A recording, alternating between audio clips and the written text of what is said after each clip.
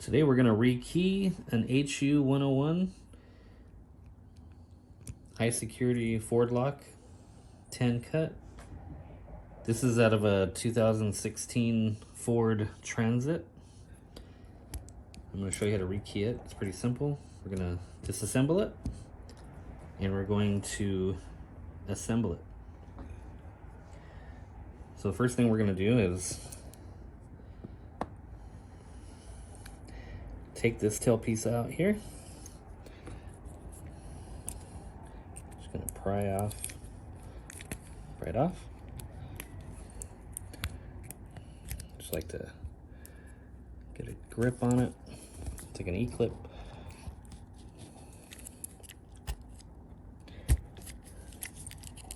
If you have one of those quick set clip removers, you can use that.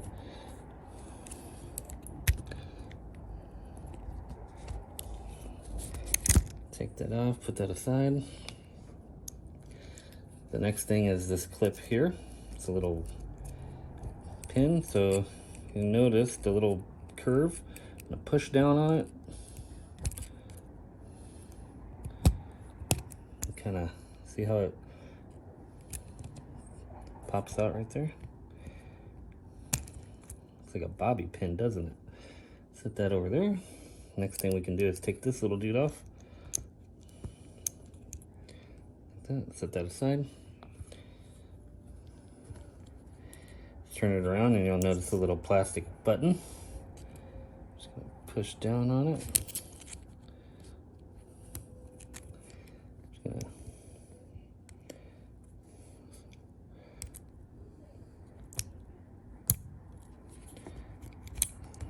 it. Take that little shell. The little face cap here is in there. I don't know if you can see that. Has a safety mechanism. If that thing breaks, someone tries to start with a screwdriver, that thing will break and it'll just spin and spin. You're gonna have to get a new one. Take this guy, this little retainer out.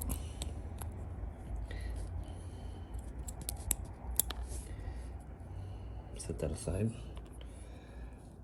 Here's the...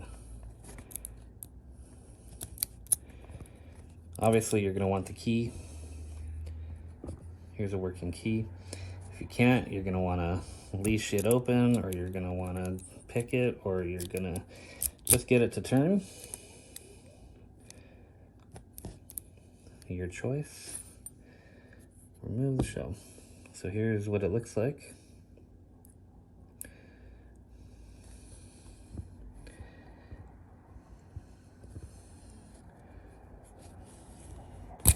Pull out the key. Let's go ahead and disassemble it all. I'm just using on a tray here my pinning mat so I can keep track of positions.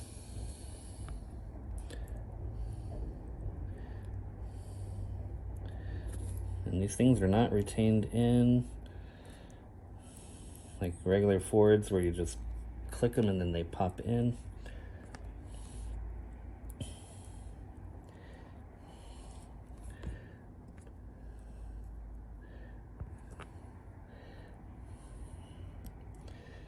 I'll show you how to set this thing up once you have the bitting. All right, so we got 10 pieces. All right, cool. Let me go ahead and get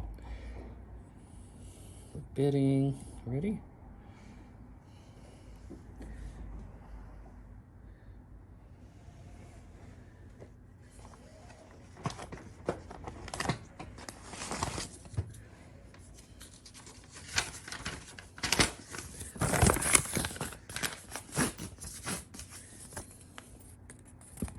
Put the bitting back here.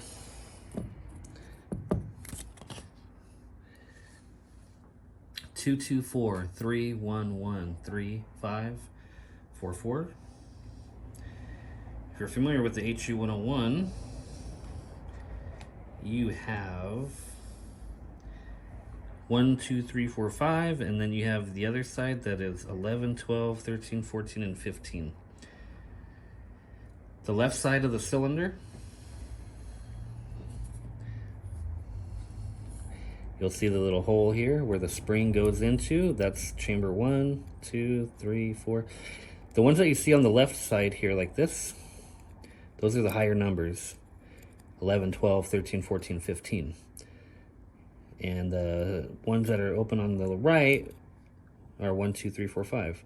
So how do you know the difference between a 12 and whatever, you know, how do you know if it's a high or low? Or what the bidding is? So if you don't see any numbers past 6, so where the hell is the 11, 12, and 13 coming from? Well, it's actually if you take the number 12, for example, you drop the 1, and it's going to be a 2. So this first chamber right here, it's a 2. The first cut is a 2. So you can't just put a 2 in here. You have to put 12, because in the ones place of the number, they're adding that extra 1, I guess, so you can differentiate if it's left or right side. So if we take out this first one, this first pin, or wafer I should say, we're gonna look for the number on here. I don't know if you can see it.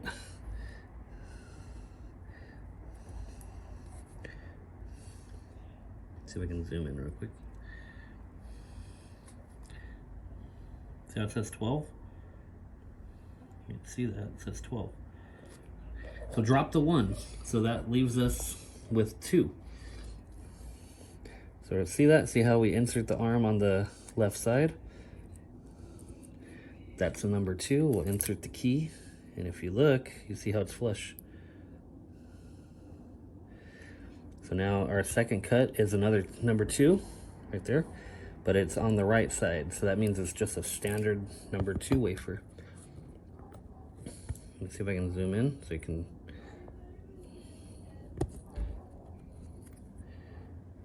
see it. Let's see. You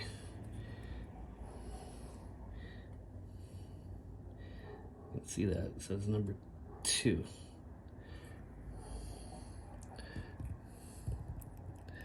So there's a number 2. And you'll know if it's right or wrong, because when you put the key in, it'll go all the way in if it's the right one. If it's not, then the key will not let you go any further. So that means you need to use, you know, a 12 or a 2, for example. So like I said, this right side is a number 2. If you were to put a 12 in here, the key wouldn't go in. So now we're just gonna flip it around to number 3. I already got the springs in there. 3 is a number 4. I'm not gonna show you the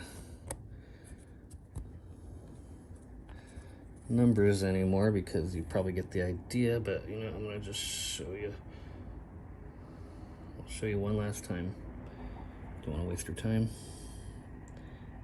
So number 4 goes on the right side. Put the key in. See how it's flush. And if I was to, you know, if I'm to insert it into the housing here, you'll see that it turns. So far our bidding is proper.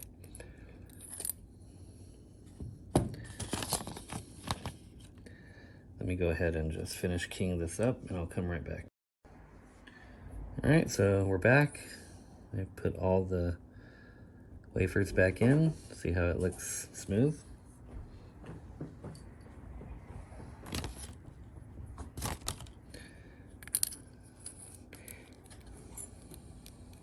See how it turns. All right, we're gonna go ahead and assemble it now. So once you take your plug, place it into the barrel, into this housing. Take the little plastic, dude. I like to make sure that the bump is upward because we want that button to lock in place. Once we do that, I can hold this edge here, take the key out. Another thing to notice is this little bar. Should have probably, see if I can show you what it looks like. You want this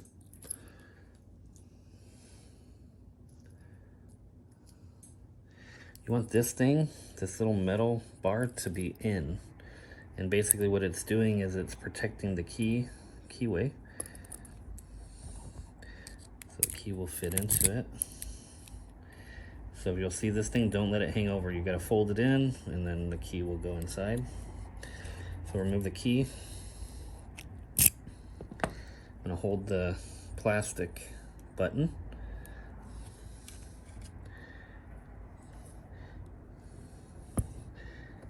Gonna take this face and we're gonna line it up here. You just kind of line up this back of this groove to this position down here. It'll kind of only go in one way. It's gonna seat, it's gonna sit like this. See that? It's gonna kind of just sit over it. Then we want to take our housing and line up the hole with the plastic that you're holding. I kind of don't want to fight gravity, so let me back it up a little so you can kind of see.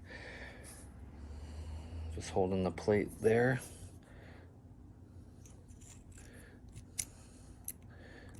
Push that little button in.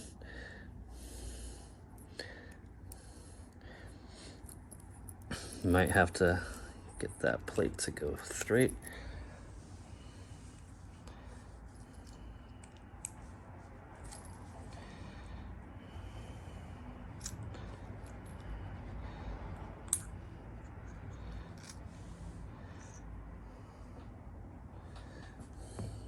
Sorry.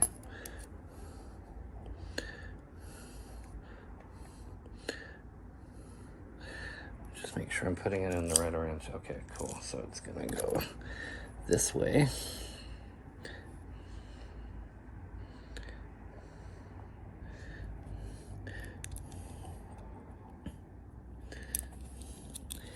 You can just line it up like this.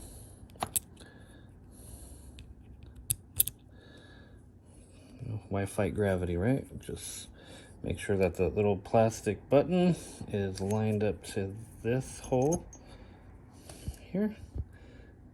Just be very careful. There you go. It'll clip in. You'll see that the little faceplate's in here. We'll notice when we insert the key, it's going to bounce around. It's fine. Now this part, we want to enter this locking mechanism. The little leg should be on the left side. So let me see if I can zoom in. You can see that, but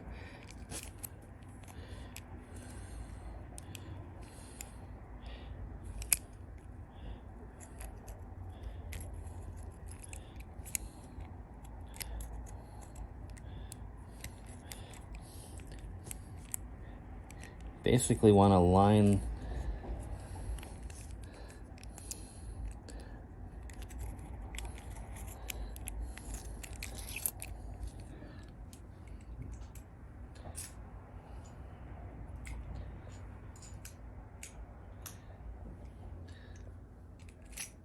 you're going to want to insert your, okay, so insert the key.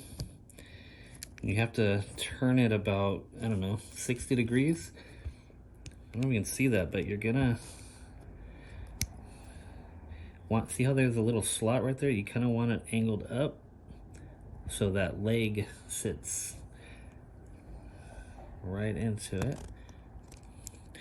The reason for that is you want this button to be pushed all the way down. You know how like when you're removing the ignition, you have to like get it completely flush? So what you're gonna do, the reason you want it like that is because you're gonna get this pin You're gonna insert it here, because you want this pin to insert and lock that button in place. So you're gonna want the little thing facing up like that. You're gonna put it in there like that. Take a little poker tool, something like that. Just kind of force it in there until it pops. Hang on a second. Use the bigger end.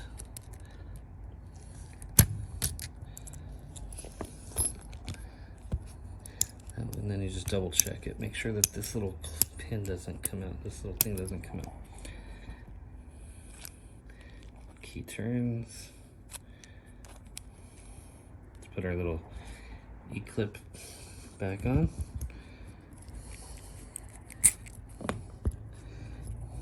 Doesn't matter where exactly. You do want to just make sure that you do put it back in there. I know it's an E-clip. Usually like that top part should fit into something, but apparently there's nowhere to put it in. And all this does is just retains the cylinder from going back too far. Just pop it in here real quick.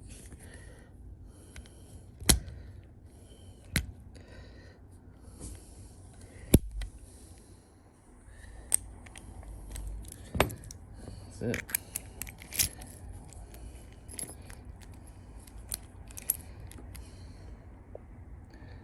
Just zoom out now.